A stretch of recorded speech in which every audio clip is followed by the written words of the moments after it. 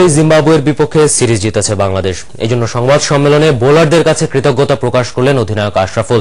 তবে ভবিষ্যতের জন্য ব্যাটসম্যানদের প্রস্তুত হওয়ার আহ্বান জানান তিনি। জিম্বাবুয়ের সাথে 2 ম্যাচে পরাজয়ের ঘটনাকে ভুল সিদ্ধান্ত আর দুর্ঘটনা হিসেবেই দেখছেন অধিনায়ক, সহকারী অধিনায়ক ও অলরাউন্ডার সাকিব আল হাসান। আমাদের ভুলের কারণে আমরা 2টা ম্যাচ হারছিলাম। একটা বলবো যে টস, আর একটাতে আমরা ব্যাটিং ভালো করি নাই।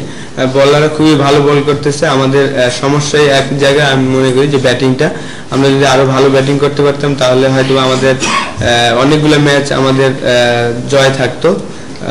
অবশ্যই আমাদের এখন যেহেতু প্রিমিয়ার ডিভিশনের খেলা আছে, আশা করি প্রত্যেকটা ব্যাটসম্যান যেন এখানে ভালো ক্রিকেট খেলতে পারি। দল জেতাটা বড় ব্যাপার ছিল, আর এখানে এরকম যে কারো কাছ থেকে এরকম পারফরমেন্স টিম আশা করতেছিল, কারণ ব্যাটিংয়ে যখন রান হচ্ছিল না কোনো টিমেরই, তখন বোলিংটা ভালো করা খুব ইম্পর্টেন্ট ছিল। যখন ব্যাটিং করতেছিলাম তখন মনে হয়েছে যে এখনই সুযোগ, নিজেকে কিছু প্রমাণ করা যে আমি যে হয়েছি এটা যে আমি ধরে রাখতে পারবো, কিংবা যে আমি ডিজার্ভ করি সেটাই প্রমাণ করার একটা বিষয় ছিল। তো ওটা করতে পারছি, খুশি লাগতেছে।